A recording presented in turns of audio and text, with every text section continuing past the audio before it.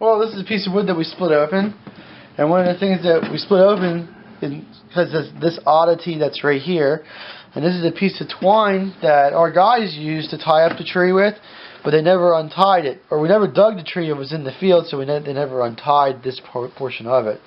And it's a really good reason of why you need to untie this when you're planting. It's not so much that it's going to, every time it's going to kill the tree, but since this is plastic, this plastic doesn't degrade and it girdles the tree. So if you ever have a tree that you buy and then use nylon, you need to take the nylon off. We switched to all sisal twine just because of this, so that when we put the sisal twine on, it decomposes and rots off the tree, whereas this nylon will never do that. And this is a really good example of what it can do to a tree and how it can hurt it. One of the things we'll take a look at is that there's a little bit of a vine growing right here, and where the vine was growing, the nylon didn't get to cut into the tree. And where you look at it from top here, the ring is really big, real nice, big, heavy growth increment. It's doing well on this side of the tree. Now, if we switch it over to the other side of the tree, the nylon is cutting real deep. You can see that the ring of the tree is going around the nylon and it's girdling the tree. It's hurting the tree here, but it's not hurting. You don't see any movement over here. There's no girdling occurring over here, but it's girdling occurring over here. And as a response, the ring is much smaller on this side of the tree, much smaller than this side. So this is basically the width of my finger, and this one here is a fourth of the width of my finger. So what you're telling me, Michael, is that the poison ivy helped the tree? Well, this one probably did. But it's just, you also see there's a real big dig out where the nylon goes in and hurts the tree. Okay, now why is it fatter on this side of the tree than this side of the tree? So if you see this bump right here, this bump is created because of how the tree itself is working. And when energy is moved through the tree, it moves through special cells called sleeve tubes, or we call it phloem. And that phloem is genetically made to go down the tree. And what I was told in school was that sleeve tubes are imagined like they're a bunch of balloons connected to one another. And if the tree wants to move energy downward, it pushes pressure on the one balloon, forcing juices from that one balloon out, and it forces it downward. So pushing, the energy squirts out, moves down to the next cell. That next cell contracts, energy goes down. That's how it moves downward. So you imagine the energy is being squished downward and downward and downward and downward, and it gets down to here where the constriction is at. Well, when these cells try to push it downward, it can't.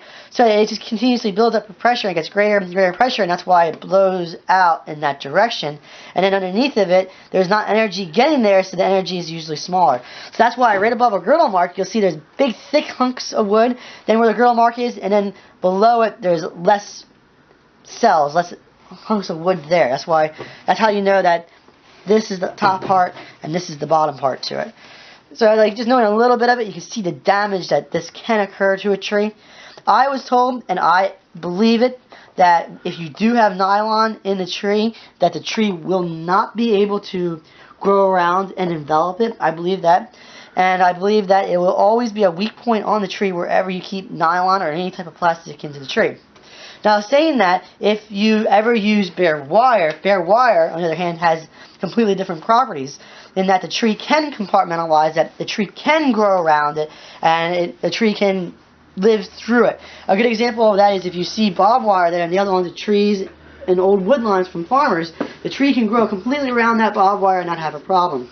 And that's some of the reasons why if you have a brand new tree that was just dug and you plant it into the ground, it's okay to leave the wire cage on. You just have to make sure that the wire cage is not sticking up out of the ground. When the roots come in contact with it, the roots will be able to envelop it. But if you get a new tree and it has nylon on it or has any type of plastic on it, the tree won't be able to grow through that. The tree will be affected like that, and the tree, in my opinion, will die. All right, well, thank you very much, Mike. And do we use nylon at Highland Hill Farm? No, we got rid of nylon just because of instances like this. You can't take that risk.